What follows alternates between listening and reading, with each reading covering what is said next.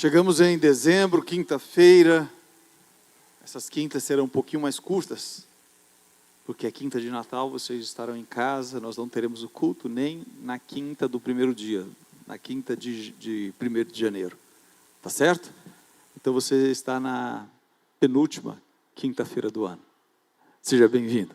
Tem alguém que nos visita nessa noite? Se tiver, por favor, ilumina aqui para a gente poder enxergar direitinho. Tem alguém que, se tiver, levanta a sua mão. O pessoal da iluminação não ouviu. Pessoal da iluminação, cadê o pessoal da iluminação? Vai lá, Igor, ajuda o pessoal. Tem alguém? Levanta sua mão assim, faz assim. Tem? Não? Bom, não dá para ver, eu acho que não, mas sejam todos bem-vindos em nome de Jesus. Pode deixar, pode deixar. Obrigado, pode deixar. Obrigado, querido. Hoje nós vamos iniciar um novo tema, fim dos tempos. Quem é aqui que fica nervoso ao ouvir sobre fim dos tempos? Tem alguém aqui que fica nervoso? Tem alguém? Levanta a mão aí. Pastor, eu fico. Eu fico nervoso. Tem alguém? Mais alguém? Só vi uma mão se levantando. O resto, está todo mundo seguro, tudo bem, tudo tranquilo. Você também está tranquila?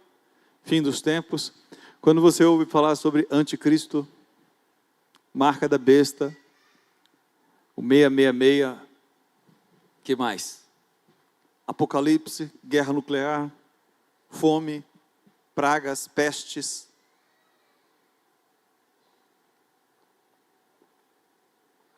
Destruição. É muita coisa, né? Mas hoje nós queremos começar de uma forma um pouquinho diferente. Nós vamos abordar o fim dos tempos, fazendo uma abordagem um pouquinho diferente desse tema. E na próxima semana a gente fala mais sobre essa questão específica. Amém? Vamos lá então, pode passar o primeiro slide, por favor? Obrigado, Walter. Aleluia. Pronto. O começo do fim. O começo do fim. Atos 2, 17 a 20. O que diz a palavra do Senhor? Diz o quê? Nos últimos dias. Vou fazer o exame de vista, vou tentar ler daqui.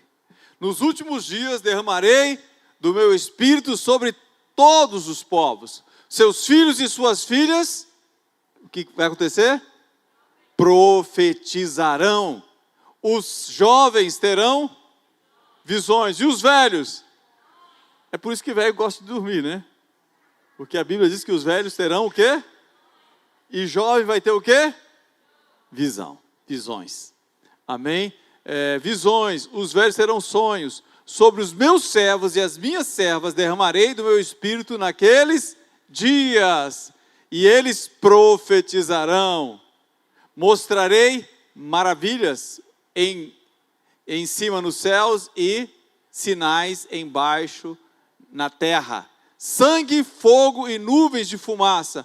O sol se tornará em trevas e a lua em sangue, antes que venha o grande e glorioso dia do Senhor.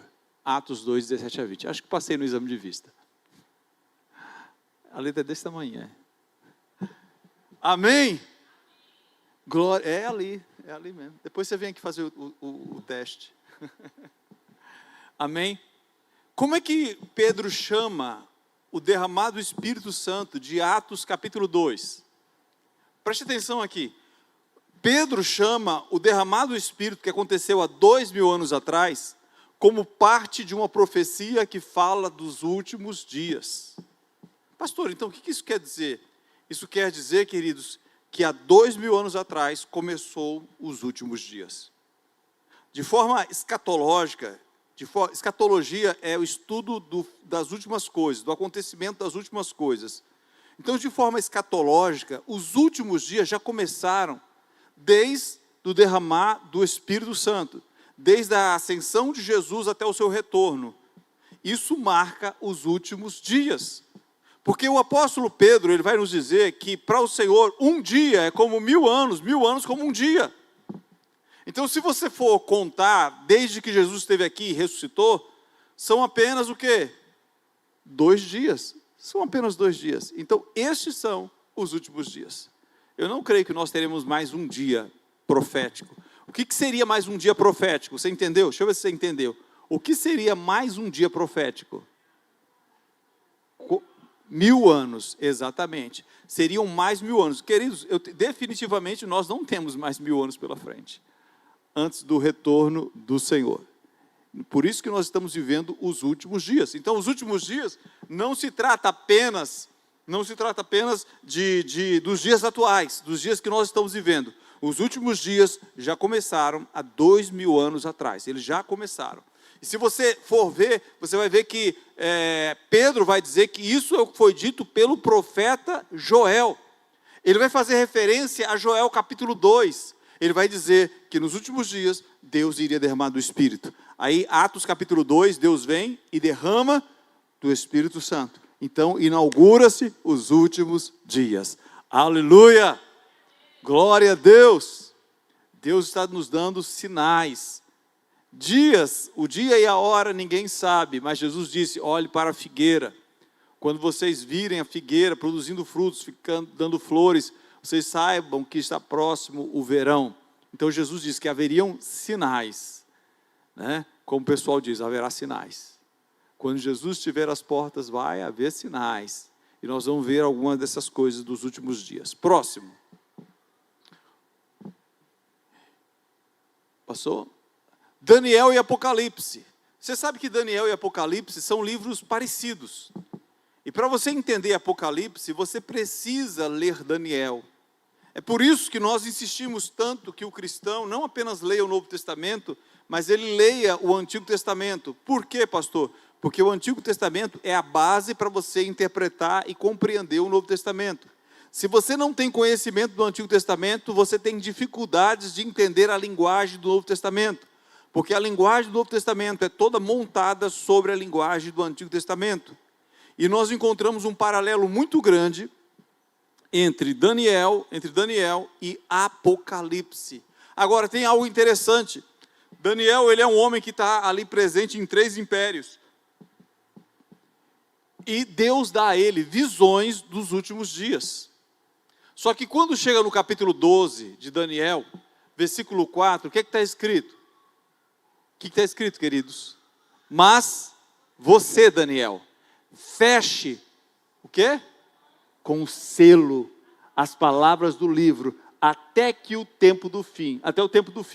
Muitos irão ali e acolá para aumentar o conhecimento. Ele disse, feche com o selo. O que ele estava dizendo? É para selar. Não é para espalhar isso, é para manter selado.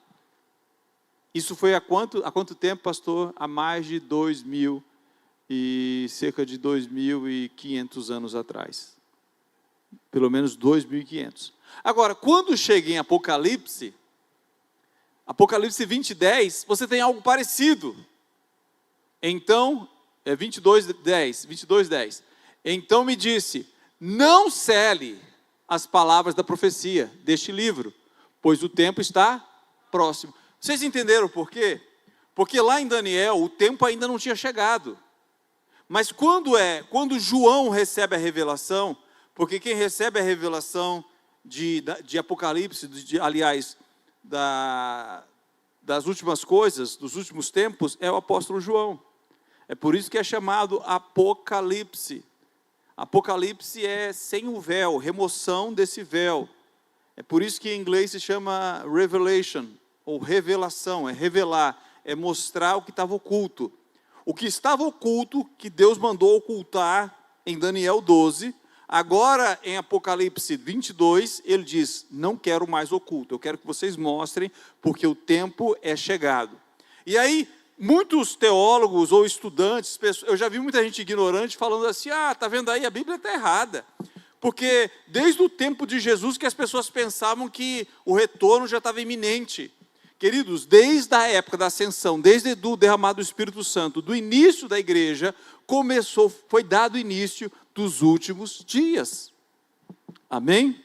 Foi dado início. Só que a diferença entre Daniel e Apocalipse é que agora Deus diz, eu não quero que esconda, que cele, eu quero que vocês revelem. Eu quero que vocês tragam à tona o que está escrito aí. Amém? Por isso que a Bíblia diz que bem-aventurado aqueles que leem as profecias que estão escritas no livro. Tem muita gente que tem medo de ler Apocalipse, mas não sabe que Deus destinou uma bênção para aquele que lê e guarda as palavras de Apocalipse. Você sabia disso? Existe uma bênção específica para aqueles que leem e guardam as palavras que estão ali em Apocalipse. E o que o diabo faz? O diabo faz assim: olha, não lê Apocalipse não, viu? Eu conheço um crente que leu Apocalipse e ficou doido. Eu não conheço não. Eu não conheço. Eu tenho mais de 30 anos de evangelho, já estou caminhando para quase 40 anos de evangelho, e eu não conheço ninguém. Mas o diabo fica dizendo para que você não leia. Sabe por quê? Sabe por que ele não quer que você leia Apocalipse? Porque em Apocalipse tem spoiler. Deus conta o final da história. Amém? Deus conta o final da história. Se você assiste um filme, um drama, um filme tenso, né? E você não sabe o que vai acontecer, o que você fica? Você fica ansioso. Tem gente que rói ruim aqui? Tem alguém aqui? Você fica, ai meu Deus, será que ele vai morrer? Será que o mocinho vai morrer? Ai meu Deus, será que ela morre no final? Será como é que vai ser? Né, Bia, não é assim? Você fica assim também?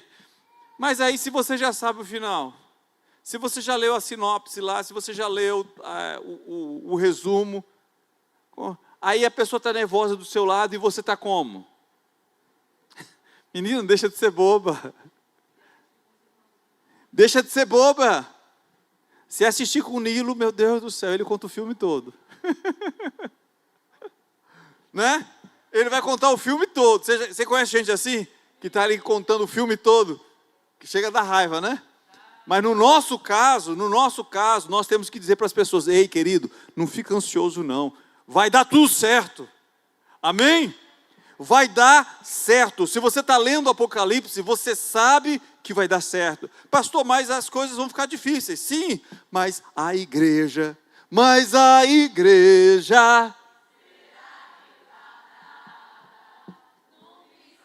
Eita glória, ó, chega a arrepio o crente. Acontecerá. Aleluia. Queridos, eu creio. A palavra do Senhor diz lá em Apocalipse, capítulo 3, ele vai dizer, sabe o quê? Porquanto guardaste a palavra do testemunho, eu te guardarei da hora da tribulação que virá sobre a terra. O Senhor promete, eu vou te guardar da hora da tribulação que virá sobre a terra. Aleluia. Pode passar, próximo. Agora, qual é o sinal do fim dos tempos? Um sinal: apostasia. A gente pode pensar em Mateus capítulo 25, onde Jesus faz o seu sermão escatológico. O que é sermão escatológico? Ele fala do fim dos tempos. Mas Jesus se refere a guerras, rumores de guerras, pestes, nações contra as nações. E alguém pode dizer assim: pastor, mas isso sempre aconteceu, sempre houve tais coisas. Mas o apóstolo Paulo, em 2 Tessalonicenses 2, de 1 a 3, ele fala algo muito interessante que deve chamar a nossa atenção. O que estava acontecendo? A igreja primitiva, ela vivia na iminência do retorno de Cristo. Ela vivia na iminência. Então tinha muita gente que não queria nem mais trabalhar. Tinha gente que não queria trabalhar. Como quem diz assim: já que Jesus está vindo, para que eu vou trabalhar? Né? Outros diziam assim: já que Jesus está vindo, por que eu vou fazer faculdade? Jesus já está vindo. Já que Jesus está vindo, para que eu vou ter filho? Jesus está vindo, né? Era essa a mentalidade das pessoas no primeiro século, gente. Já imaginou? Eu vi isso acontecer de forma parecida na virada do milênio. Na virada do milênio. Quem fez esse ri? Tinha gente que na virada do milênio estava dizendo: eu não vou mais eu não vou estudar mais não vou fazer faculdade não. Jesus já está voltando, porque um passarás e dois não passarás. Tinha esse ditado, o povo dizia que um passarás, dois não passarás. 2000 anos, então não vai passar de 2000. Jesus vai voltar no ano 2000. E tinha gente que não queria mais estudar, tinha gente que não queria. E na igreja primitiva estava acontecendo isso. Mas o que acontecia? Eles vendiam tudo, subiam na montanha, ficavam esperando Jesus voltar. Jesus não voltava, o dinheiro acabava. Para onde eles iam? Para onde eles iam? Eles iam para a casa do irmão Elias. Eles iam para a casa da irmã Maria Elisa, que tinha ficado em casa, que continuava trabalhando. Aí eles queriam comida. eles queriam mais comida. Meu irmão, arruma comida aí para a gente ficar mais um tempinho lá em cima. Aí era bom, né? Eles queriam ficar esperando Jesus e quando a fome apertava, ia na casa dos irmãos. Aí o apóstolo Paulo diz assim, quem não quiser trabalhar, não coma. Porque o pessoal ficou nessa, bom, não vou mais trabalhar, vou viver nas custas dos irmãos e vou ficar esperando o arrebatamento, vou ficar esperando Jesus voltar. E assim o povo queria viver. Deixa eu te dar um conselho. Ainda que a vinda de Jesus seja iminente, se prepare como se ele voltasse hoje. Mas planeje como se ele fosse demorar pelo menos uns 100 anos ainda. Amém? Porque aí você não corre esse risco. Para a vinda dele, se prepare como se ele viesse hoje. Agora, em questão de planejar, planeje como ele vai demorar uns 100 anos ainda. Você entendeu? Essa é uma posição equilibrada, para a gente não cometer o erro. Já foi cometido no passado. As pessoas erram porque não conhecem a história. E voltam a repetir o erro. Uma vez, acho que foi na 5ª série que eu comecei a estudar história. E aí, primeiro ano, quando você começa a estudar história, gente, naquela época se chamava 5ª série, viu, Bia? Não era 5º ano, não. Eu comecei a estudar, e aí vem, na primeira aula de história, a professora pergunta, por que se estuda história? Que às vezes é uma pergunta que os alunos fazem, né? Para que estudar o que já passou? Qual foi a resposta da professora? Alguém lembra? Alguém sabe? Por que se estuda história? Para o quê? Ela lembra, né? Exatamente. Se estuda história, gente, para não repetir os mesmos erros do passado. Mas quem não estuda, acaba cometendo os mesmos erros. É por isso que a gente precisa estudar, é por isso que a gente precisa estar aqui, tendo cultos como esse de estudo, para você aprender e não cair nos erros. Vamos lá, próximo. Volta lá um pouquinho, por favor. Irmãos, quanto à vinda do nosso Senhor, eu falei tanto e nem li, não foi? Quanto à vinda do nosso Senhor Jesus Cristo e a nosso o quê? Rogamos a vocês que não se deixem nem em alarmar tão. Gente, tem crente que de tudo se assusta. Tem crente que parece que é meio não sei o quê. Tinha uns irmãozinhos lá que facilmente já estava se abalando. Ai, meu Deus do céu. Tão facilmente, quer por profecia. Pastor, é porque chegou um profeta, ele bateu o pé e bateu a mão e disse que vai ser amanhã. Que ele teve um sonho, ele teve uma visão, que o céu rasgava e Jesus vinha parecendo que era um disco voador e pegava os crentes. E ele via no jornal a data era dia, hoje é 11, é? A data era dia 12 de dezembro, porque é 12/12 de 25. Então, já tinha coisas assim, gente. Já tinha coisas desse tipo, certo? Em 2007 foi a mesma coisa, viu, gente? Em 2007 tinha gente esperando Jesus no dia 7 de julho de 2007. Por que 7 de julho de 2007? Hein, Reinan? Você sabe?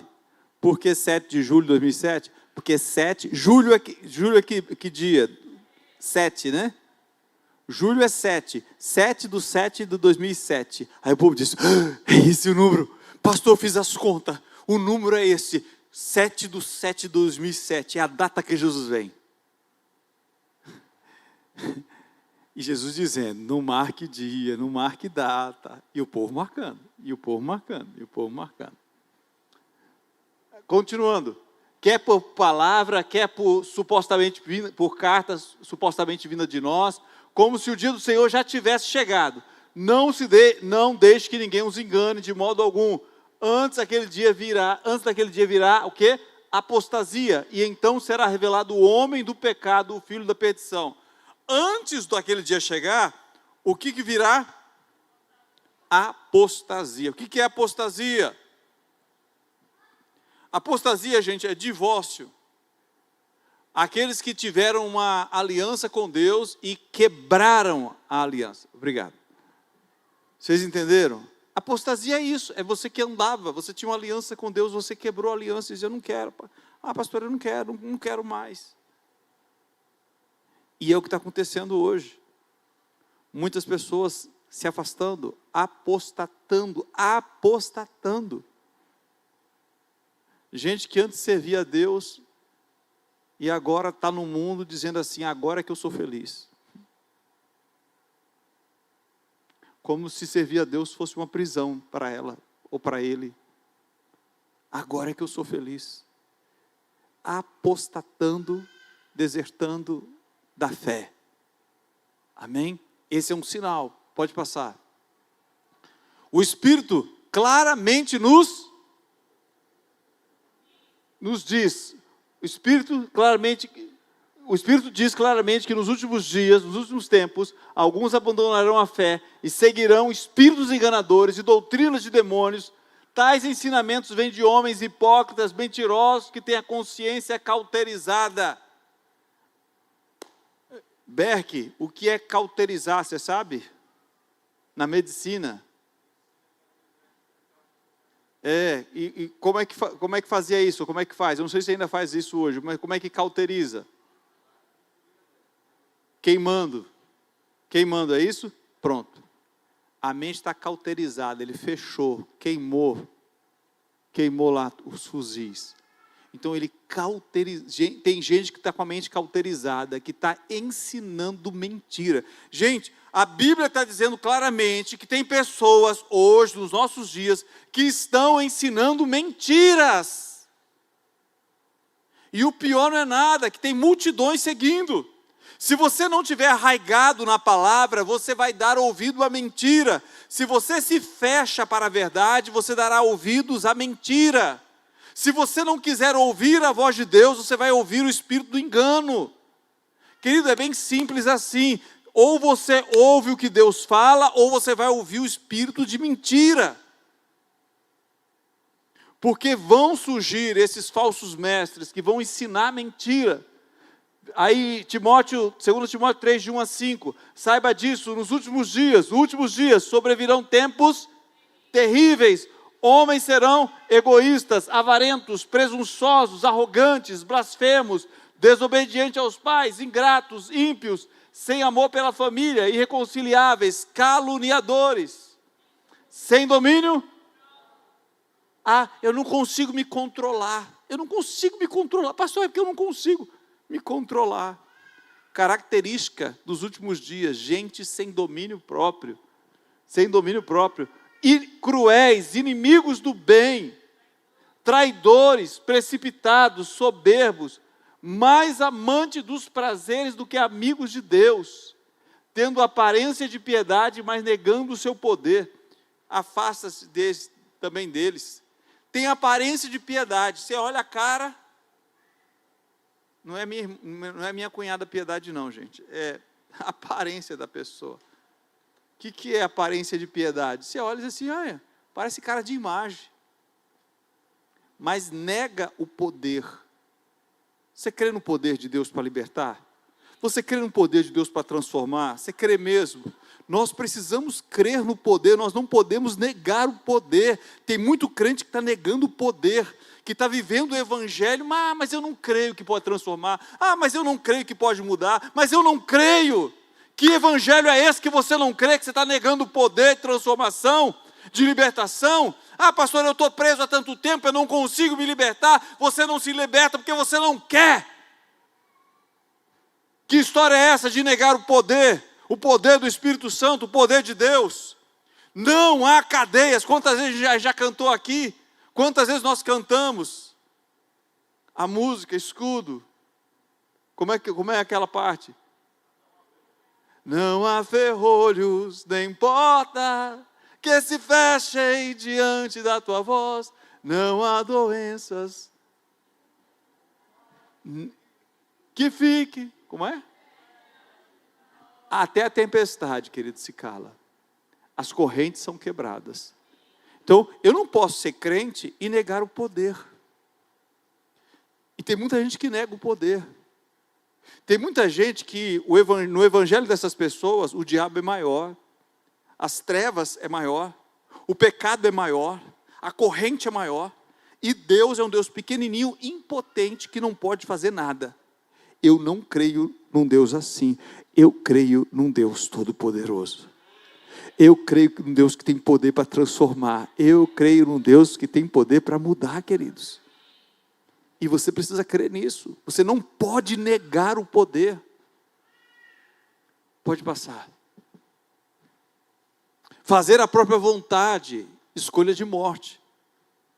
Nessa apostasia, muitas pessoas, elas escolhem fazer a própria vontade. Jesus disse o quê? Jesus dizia a todos: se alguém quiser acompanhar-me, negue a si mesmo, tome diariamente a sua cruz e... Pois quem quiser, continua, quem quiser, vai fazer o quê?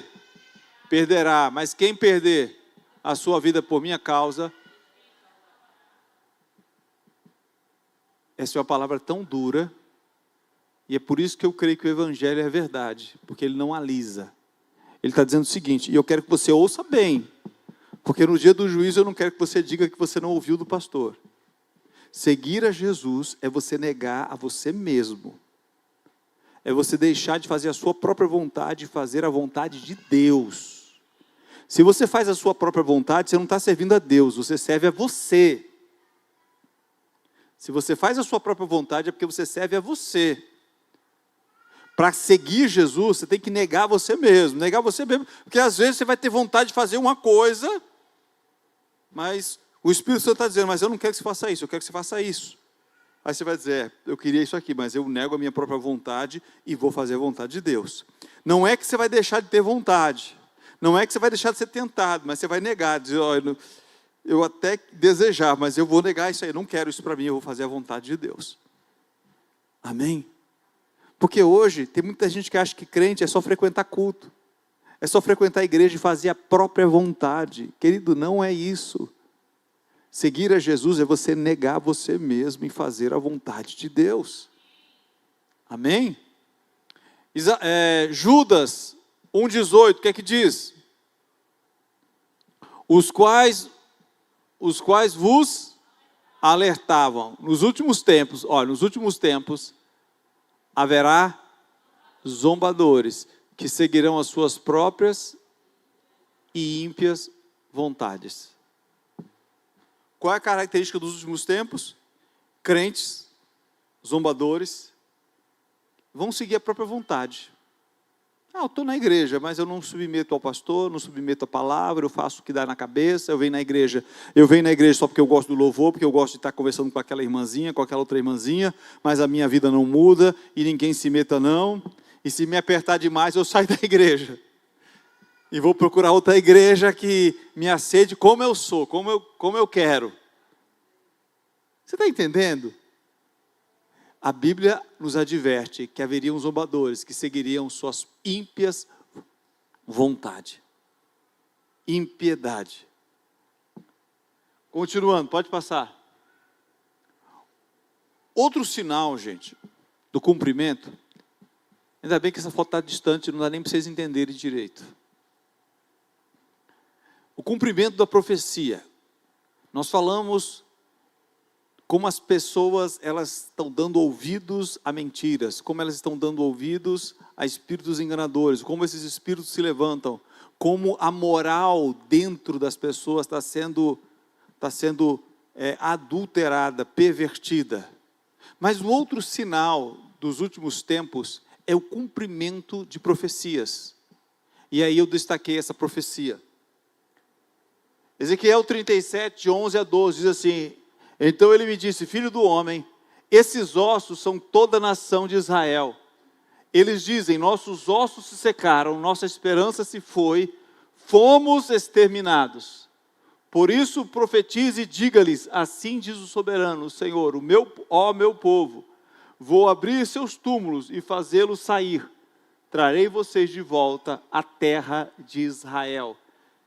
Ezequiel 37, 11 e 12. Você sabe o que são isso aí?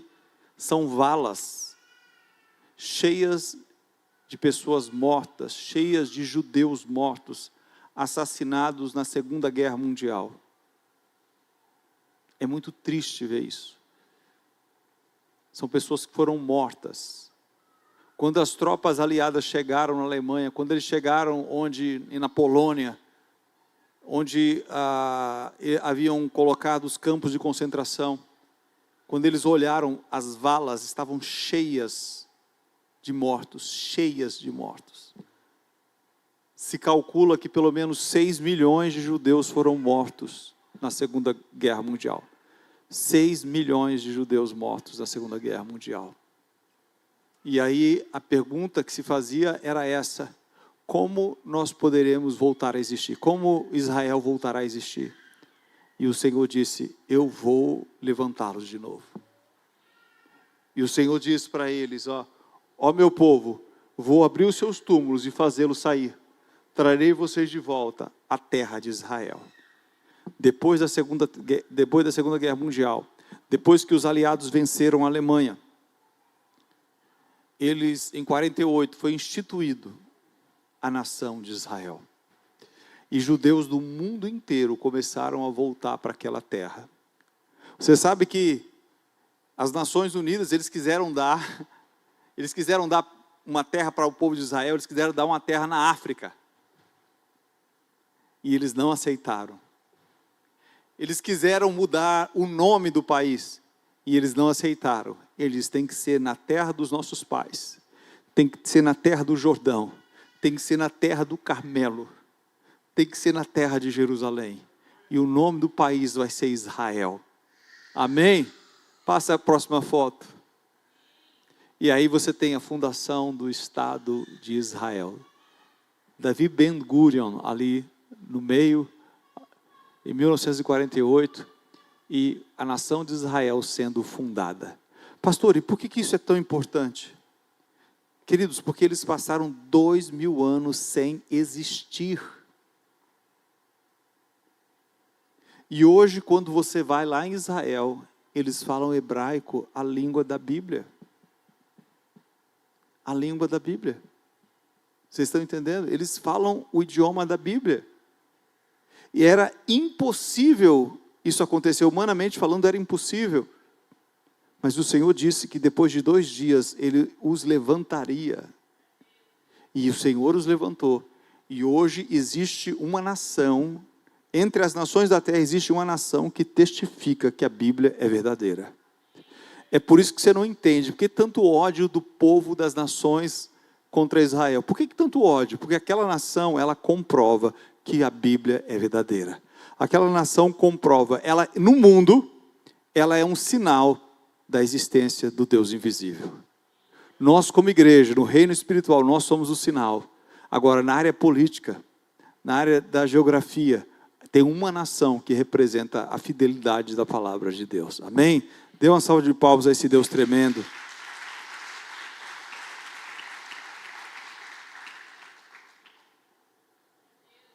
Hitler, possesso por espíritos imundos, tentou destruir esse povo, mas a profecia, a palavra iria se cumprir. Amém? E ela se cumpriu. Próximo. Já estamos chegando ao final. Mesmo em meio ao caos, Deus levanta o seu povo. Eu quero que você se levante, por favor.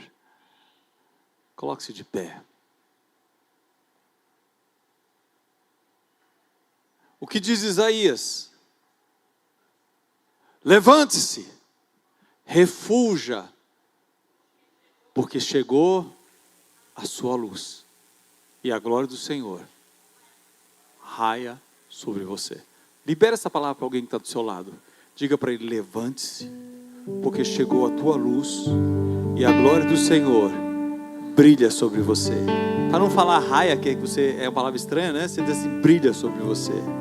Diga: levante-se, porque chegou a tua luz, e a glória do Senhor brilha sobre você. Levante-se, porque chegou a sua luz, e a glória do Senhor brilha sobre você. Amém? Mesmo nos últimos dias, olha o que ele diz no versículo seguinte: olhe, a escuridão cobre a terra, densas trevas envolvem os povos, mas sobre você raia o Senhor, e sobre você se vê a sua glória. Nos últimos dias, quando as trevas cobrirem as nações, sobre a igreja haverá a glória do Senhor. Quantos creem? Dê uma salva de palmas ao Senhor.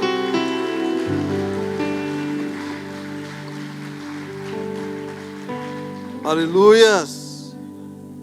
Aquela música que nós tocamos quinta-feira passada, acho que é em Lá maior, né? Sopra